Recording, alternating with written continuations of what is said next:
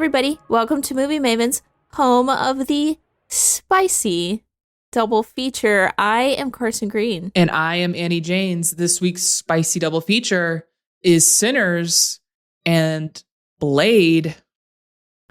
Dude, this is the definition of spicy. This is top tier spicy territory. Yeah, it really is. I would say the connection, black vampires. Do we need any more? Do we? Do we? No. Is there? Yes. If you think about it, like Sinners could be a prequel to Blade in the way of, I don't want to spoil it right off the bat, but in the post-credit scene, maybe it's like that's what, Blade is a continuation of Sinners. And maybe they also both have a scene that features a vampire explaining to a not vampire why they the not vampire should join them, like why it's so great. There is like a dialogue scene that both movies feature.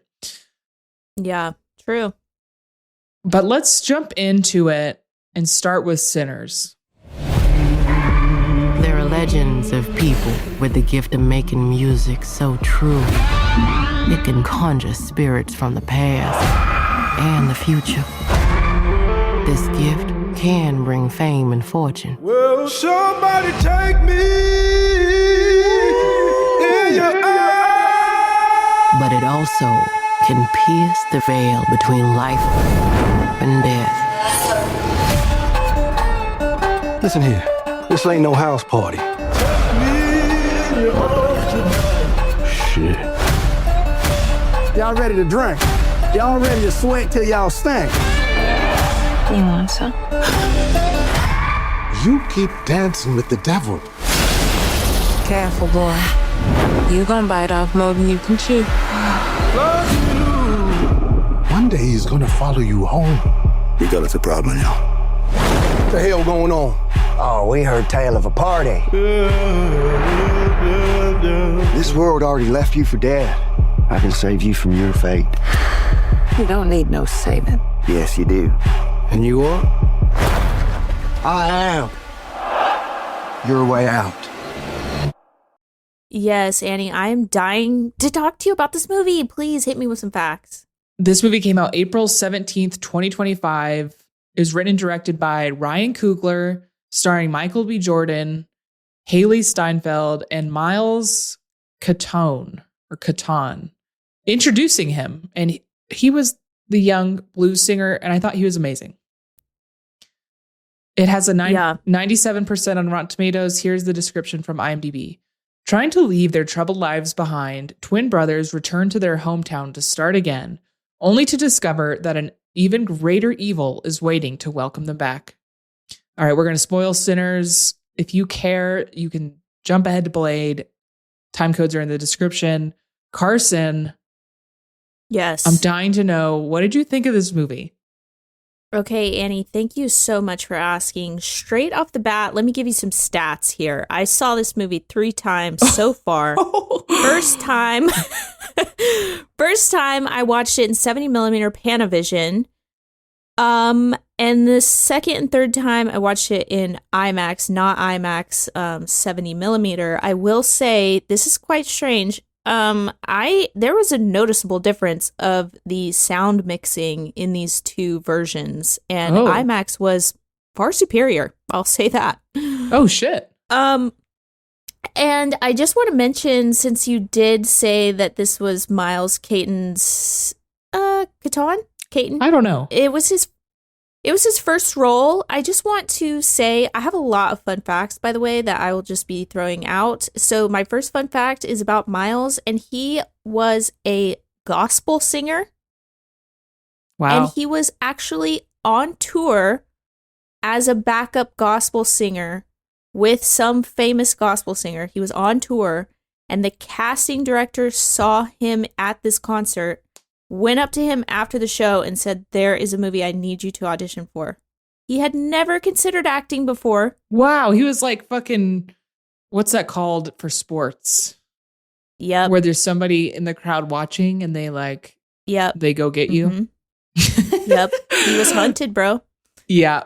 He gave an incredible performance. Okay, let me just say this. I had pretty low expectations for a number of reasons. Number one, Ryan Coogler, okay, I'm thinking of him as like he's a action, like he makes boy movies, he does action movies, he does sports, he did Wakanda.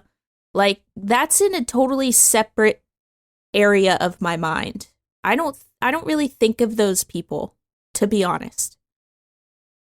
And to my surprise, this man is a visionary.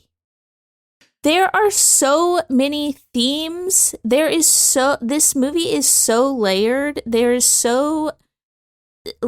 just so intricate and beautifully woven. And like, okay, in particular, this is like, there's a lot that I could say about his direction, but I just want to bring this up.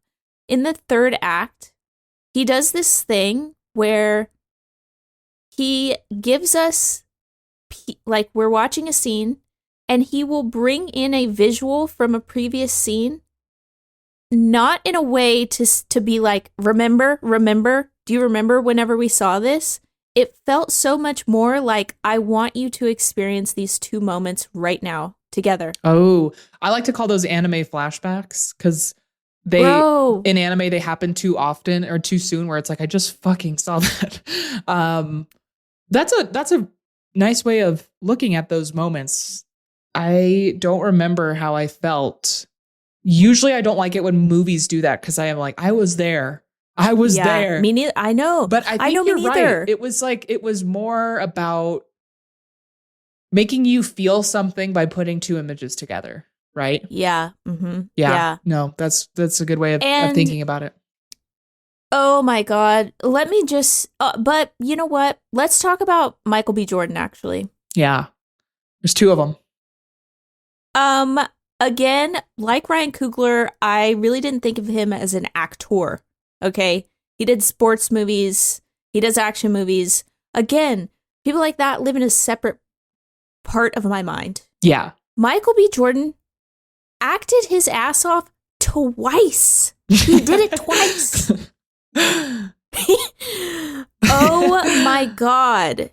This is like, I am so stunned by how good this movie is. I am so stunned by how good Michael B. Jordan is. I am so stunned at just like how layered and deep this movie is. But what did you think? I agree. I really loved it. I had the time of my life watching this movie. And what stood out to me was that this movie wasn't afraid to be weird and freaky. Yeah. And that was my favorite thing about it. I mean, of course there's some like certifiable weirdo shit. I'm thinking Haley Steinfeld spitting into Michael B. Jordan's mouth. Yeah. Or drooling into it or whatever. Yeah.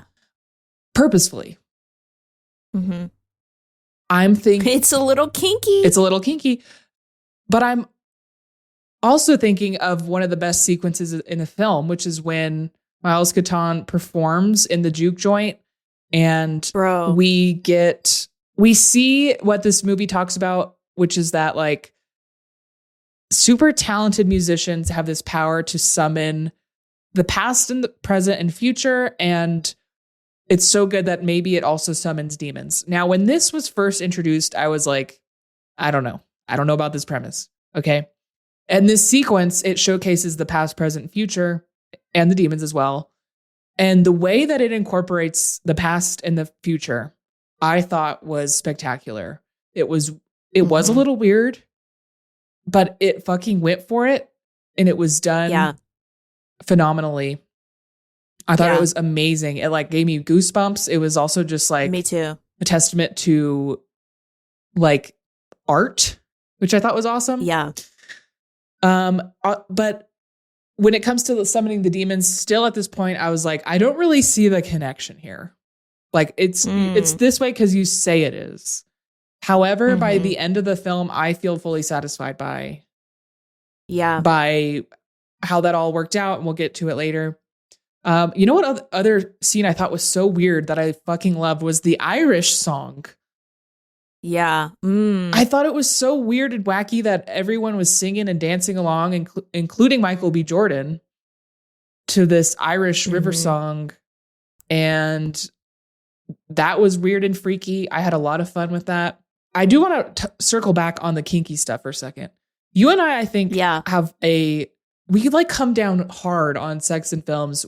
Maybe some people might call us prudish, although I don't think we are in life. No. For me, all of the sex content in this movie, of which there was a lot, all worked for me because it was like a part of the world of the film. Yes. Yeah. Me too. It all worked for me too. And I have to say, like, the fact that there was a larger dark skinned black woman who was the object of Michael B. Jordan's desire, and we see them fucking like in a passionate manner, like that's huge. Just like that's just a huge thing to put on screen. That is like so. Like, when was the last time you even saw yeah, probably never. A woman that looks like her be sexualized in this way on screen? Yeah, but in a beautiful way. In a beautiful way, yeah. Yes. On the note of her, when Michael B. Jordan was dying at the end, and he looks over and he sees her with his baby. Yeah. Oh my God. That made me feel so much. It made me feel so much. So yeah, anyways, I find that interesting. It's like sex in movies totally works for us when it's like a part of the film. Yeah.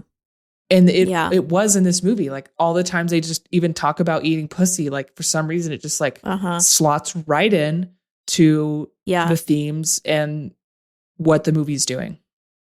Yeah. I also love, this is just a little thing I loved, when they finally bust into the room and see that Haley Steinfeld is like eating one of the Michael B. Jordans. I thought it was really awesome. Yeah, I thought it was really awesome how Smoke just opened fire immediately. There was no like, what are you doing? Yeah. That was like, that was a subversion of movie tropes that I thought was fucking dope. Yeah. I gotta say, Smoke is one of the best written characters in memory. One of my favorite scenes is very early in the movie when they just picked up Sammy, the cousin, little cousin, and they go and get the truck that has the looted alcohol on it, and they're parting ways for the day, and Smoke says to Sammy, watch his back or look out for him, and Stack like kind of starts laughing it off, and then Sammy goes, yeah, I'll do what I can, I'll see what I can do. And Smoke gets very serious, and he looks at him and he says, you will do as you're told. Yeah. And it's just like the way that he cares so deeply about his brother and like nothing else is so apparent. And then they hug and they say, I love you. I just love that scene. I love that they hugged and said, I love you. I remember loving that. Yeah. But that scene says so much about their relationship. And then as we learn more, like that Smoke killed their father because he couldn't get he could not keep his hands off of Stack. That, and then whenever we get to him just fully opening fire on Haley Steinfeld, it's like, yeah, I get it. Right. He's very, very, very protective of his brother. And then he says, the best part about me was him. Yes. It's a beautiful relationship. It is. And like, I don't necessarily love when one actor plays two people, but the twin thing felt correct for this because the twin connection is like otherworldly. Like me and you can't even fathom it. But this movie, I think, did a good job of expressing it. And I truthfully didn't think about the fact that it was two Michael Jordans on screen much after the first scene when they hand a cigarette to each other, which I was like, how the fuck they do that?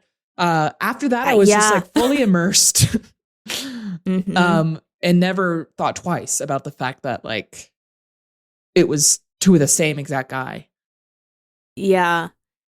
And the way that he played both of the is he gonna get he's gonna get nominated for Best Actor for Smoke and Best Supporting for Stack. He has to. There's no other way. Oh, that'd be so funny. Maybe it'd be like both. I don't know. But okay, so there's so much to this movie. Like, we're in the South, we're in Mississippi in the 1930s. Like, Jim Crow is fully established. We're in it. We're in the thick of it. We're on plantations. We're like seeing sharecroppers. We're seeing just all of these microaggressions towards the Black community. I was like fully immersed in the South, okay? And then a vampire shows up and I'm like, okay, how do these connect? And then, dude, for real, I forgot completely about the vampire. I like completely forgot because I was so immersed in this world that we created in the South of these Black people celebrating each other and like being free. That was the whole thing. They were like, that night we were free.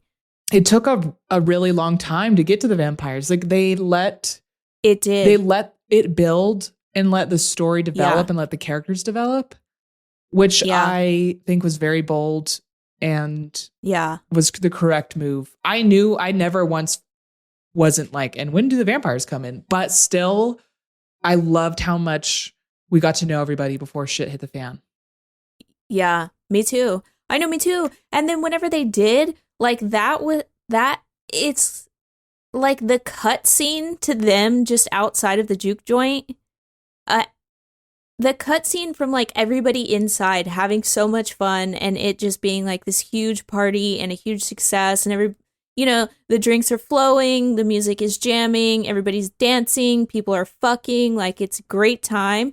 Cut to 3 menacing white people outside. Yeah. It was a jump scare, dude. I'm like, oh my God, and there's vampires. When Haley Steinfeld went out there, talked to them, turned around to leave, and then one just like took off in the air for a split second. We cut away. That was one of the most effective like cuts in the film. I thought that was brilliantly done. And I loved how it's like, we saw her, we don't know what happened. And then shortly after we cut back and she's walking right up and it's so short, but you're also like, wait, what happened? Like, we think we know what happened, but it was so short. Do we know what happened? I loved all of that. And pretty much anytime someone tried to get in, anytime someone was at a door, it was going to be tense. Yeah. And I like that we established, I forget her name, Annie. Oh, her name's Annie. Yeah. I like that we established that Annie is like a hoodoo doctor and like she knows, she knows the spiritual. Yeah. Yes, she knows about these things. We established her as an authority before we even knew that we had to have an authority. Mm-hmm. Like, I love the way that they wove that in, and she was just like, "Oh yeah, this is a Hank." Yes, a hate. A hate? I think so. I can't remember. It was something. Me neither. Something. Yeah. And then she just like knew about vampires. She was like, "Oh yeah, garlic. Oh yeah." And that was really fun when they started like playing by the vampire rules. Yeah. Okay, if I had a nit to pick Yeah. for how much buildup there was, I do actually wish that the battle was even longer. Like I just wanted more. Yeah. And I think I also wish when the Asian woman, which is also cool that they showed an Asian family of the South because that existed. Like Chinese people were gathering along or in Mississippi in great numbers, and that's not really represented in film. Yeah.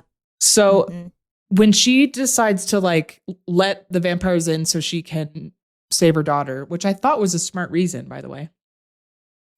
I wish that was the first instance, and that was the first instance of us seeing a previous scene, an anime flashback. That was the first instance of when we see her daughter's face, right? And then we're like, oh yeah, right. Okay. That's what she's thinking of. Oh, so effective. Yeah. Okay, go on. I do wish that like they had all this prep work of like gathering stakes and shit. I wish they had been more prepared or something. It happened all of a sudden. I think I just wished it happened a little differently. Like that I don't know, that it felt more even or like there was a little bit more build up to it in the way of like the final face off. And that final face-off lasted a little longer because it does go by quick. Yeah. My other nit to pick is that I don't love how the initial vampire just sort of shows up and picks these other random white people. Like that just has nothing. Like there's no connection to what's going on really. And the Native Americans chasing him. We never see them. We never see those guys again. I mean, I think they're smart for that. They are smart for that. I think it would have been funny if they were like in the morning, they were like on the hill watching everyone get burnt, and they were like, "Oh yeah, like we knew it. Like we knew this would happen." Yeah, but yeah. What do you make of that? I think he fell out of the sky. He was flying. And then because the sun was up, he hit the ground and it had to run inside. So I don't know where he came from, but he was flying. Yeah. It seemed like he fell out of the sky, but I think that was to show that he could fly. But I want to circle back to how I was worried this like music summoning demons wouldn't pay off. And I felt like it did. When at the end, when they were like trying to get Miles on their side and saying like, we want your music so that we can use it to get more vampires. Almost like evangelicalism. Like we want this to get more of us. I thought that totally clicked. And there's a lot of like connection to Christianity in general, because there is a lot of just like demon shit going on here. So I thought I thought by the end, I was like, okay, it all ties together. It all ties together. Yeah. And of course, there's like the metaphors of just like Black art and music being gentrified and stolen and by white people. So it's working in multiple ways. I thought it just was super clever and smart that it doled out that information across the whole film. Yeah. Yes. Yeah. Yes. I agree. Dude, there's layers to this. There's depth to this. And then, in the final scene where they're in the water and Remick is and Sammy starts doing the Lord's Prayer and Remick says the men who killed my father, okay? How long ago was that? The men who killed my father made us learn this prayer, and while it's not mine, it still brings me solace. And that then plays into like he dealt with the same oppression from the church, right? Like all of these African Americans who Christianity was forced upon them in the South, and connecting rather than connecting to like their West African roots, just like making that connection even was really, really powerful. Totally. There's a lot here. I really like Remick, the character too. I think he's a little saucy, I think. Yes. I agree. And it's interesting that he's Irish because the Irish, especially during this time, were also ostracized and treated like shit. I wonder why they made that choice. I don't know, but I'm glad they did. Also, have you ever heard of, as of like more is coming out about this movie, and I'm like reading interviews with Ryan Coogler and just like understanding, I guess, more of the lore of this movie, I heard about something that I had never heard of before. It's called Nina. No, is that right? No Irish need apply. That's what they called it, Nina. They like jobs, like businesses used to have signs out front that said like now hiring, or like people want help wanted, Nina.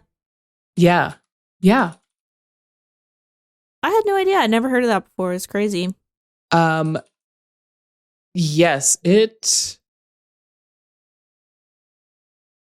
kind of crazy what people thought of Irish people, which is kind of just wild because it's like I could not like pick one out of a crowd other than maybe they have red hair. So yeah, that is fascinating. Are you ready to score it, or anything else you want to say? Yes, both. The final thing is, this is the best movie that I have seen all year by like a huge landslide. I guess Mickey 17 was entertaining. Not even close to as good as this.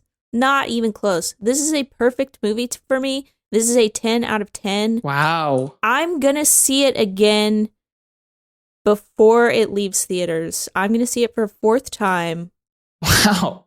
That's wild. Dude, I mean, this might be literally my favorite movie of the year. I don't know. I'm making an early prediction. This is my favorite movie of the year so far. I would give this a 9.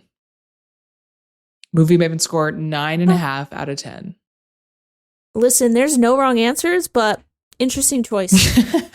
This has got to be one of the highest rated movies. So hard recommend from both of us. Yeah, so good. Okay, well, let's move on to talk about Blade. For thousands of years, they have existed among us. You keep your eyes open. They're everywhere. Chances are you've seen them yourself and didn't know it. A secret nation. Our livelihood depends on our ability to blend in. With a lust for power. We should be ruling the humans. These people are our food. They've got their claws into everything. Politics, finance, real estate. There's a war going on out there. He makes the weapons. I use them. Now, one will lead them to conquer mankind. Tonight, the age of man comes to an end. We're gonna be gods. And one will try to stop him dead. There are worse things out tonight than vampires. Like what? Like me. A hard pivot. Annie, please hit me with some facts. Blade came out in 1998. It was directed by Stephen Norrington, starring Wesley Snipes, Chris Christopherson, and Sanaa Lathan. It has a 58% on Rotten Tomatoes. Here's the description from IMDb. A half vampire, half mortal man becomes a protector of the mortal race while slaying evil vampires. Okay, let me just say, it's movies like this that I don't like vampire movies. It's just so goofy. I mean, it is goofy. And at times the goof was causing me to have a lot of fun, actually. In fact, my first impression of this movie was, wait a minute, this blood rave is sick. Dude, it kind of was sick. Oh, the blood rave was dope. I was like, wait, why is this actually kind of good? And I was having a lot of fun with like the late 90s of it all. And Frost was so funny. And I was laughing out loud a lot. But then, like, kind of after Act 1, when the Vampire Council was introduced, I was like not enjoying my time at all. Yeah. Oh my God. No, exactly the same. I feel like it was really like the first act was really fun because we were getting a lot of action. Yes. We were everywhere. Blade was running. He was jumping. He was throwing shooting. What's her face out a window. He was throwing what's her face out a window. And then Act 2, we come to a grinding halt. Yes. And it's just like 60 minutes of exposition. Yes. And I hated every second of that. Although at the end, the last little bit, I had fun again. Like when they finally had more action, they were fighting. By that point, I was like kind of pissed off because I was just like wanting the movie to be over. But I was laughing and having more fun a little bit towards the end. And see, I felt like the final scene, that like final fight scene, it was so poorly choreographed that it was really distracting. Like when they're kicking the air. This is so 1998, it was. bro. The 1998 of it all.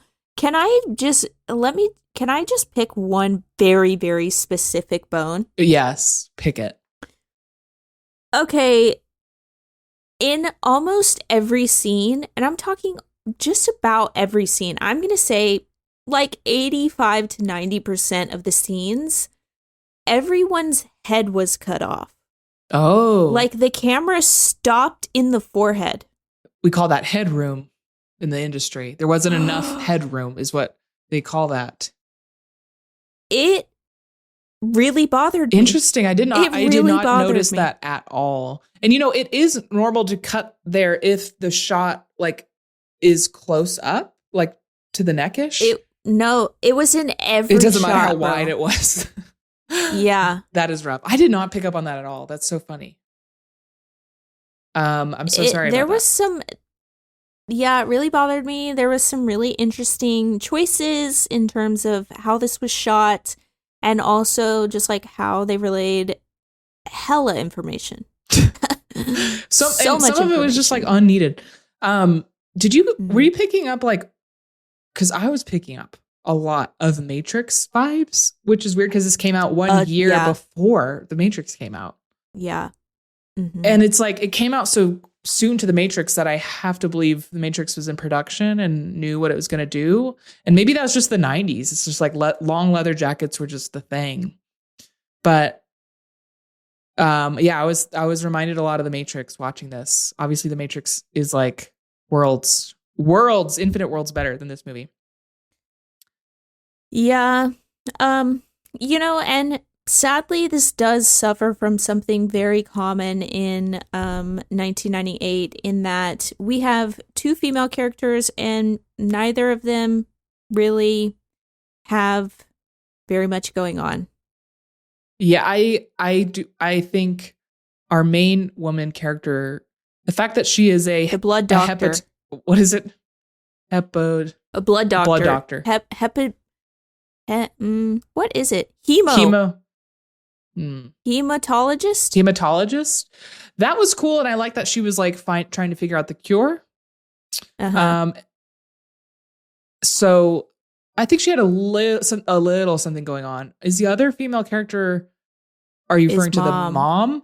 Dude, was there something sexual going on with her at the end? Yeah, obviously. Yeah. What the fuck was that? That. But also, let's go back to our blood doctor. Did you notice that in the first scene, she's wearing kind of like a loose-fitting button down? She's at work. And as the movie goes on, her shirts get smaller and tighter and smaller and tighter. No, I did not notice that. Well, it's funny. I did, unfortunately. That's funny. I hate that I just notice the way that women are framed at all times. Well, we're all noticing it one way or another. You know what I'm saying? Yeah. Okay, so just some random shit I want to point out. I thought that the modern coffin was funny. Like the thing that Frost slept in was funny. Yeah.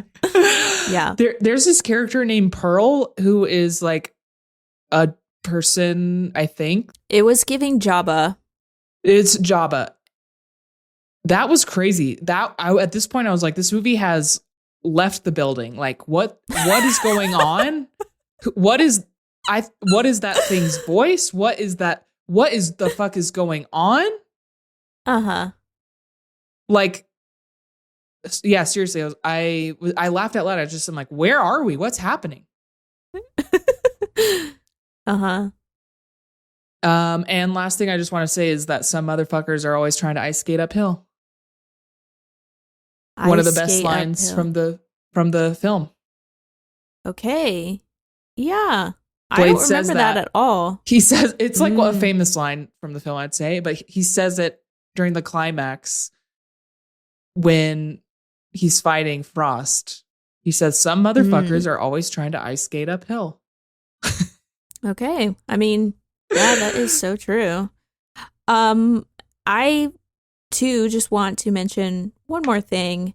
That graphic, the ultra 90s green graphic, computer graphic that we saw approximately 10 times. Yeah. Yes. A lot. A lot. And for a while, I had no idea what the fuck it was, right? I was just like, what the fuck? Me neither. Yeah. No, me neither. I genuinely, like, there was a lot where I would say most of the movie, I'm just like, what are we doing? What's going on? I feel like it was bad. Other things. Yeah. It was really bad. If anything, I learned that I want to watch more movies from the 90s because I'm having fun with this aesthetic, but I want them to be better movies. Or worse. Like worse and fun. Like this just it just got so dreadfully boring. Yeah. No, it did. Also shot in LA. Shout out. You can believe that. Nothing else that we have talked about today is shot in LA. Maybe Righteous Gemstones. Ooh, a lot of that looks like it is in the South. Yeah. I don't know. That's crazy. No, it was shot in Louisiana. Sinners was shot in Louisiana. Yeah. The other LA. Yeah, the other LA. But you know, I this is just a trend that I've been noticing over the past few years, and I like to point it out. Okay, the industry is leaving Los Angeles.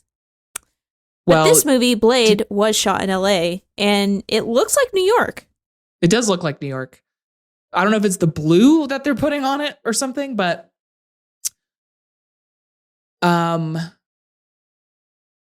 am ready to score it. Okay, before we do, Wesley Snipes, smash or pass? Pass. Pass? Pass for me. What about you? Smash, bro. Keep the sunglasses on. Yeah, I don't know. Maybe it was the hair. You can barely see it. I'm passing. I don't know, bro. You only saw the hair in like 2 scenes. It's true. Yeah, I do every love other his scene teeth. it was cut off. I do love his teeth. All right. Okay. Yeah, literally, I could not wait for this movie to be over. So for that reason, it's a 3 out of 10. That is a 3 for me too, and all those points go to the Blood Rave. I had a little fun with it. But I was kind of pissed off by the end. All right, Movie Maven score 3 out of 10. That's Blade. That's Sinners. Yeah. Okay. Well, send us a text. Text us. You can hit text us right wherever you're listening to this podcast. We want to hear from you. What should we watch next? What's your favorite movie of the year? If it's not Sinners, you're wrong.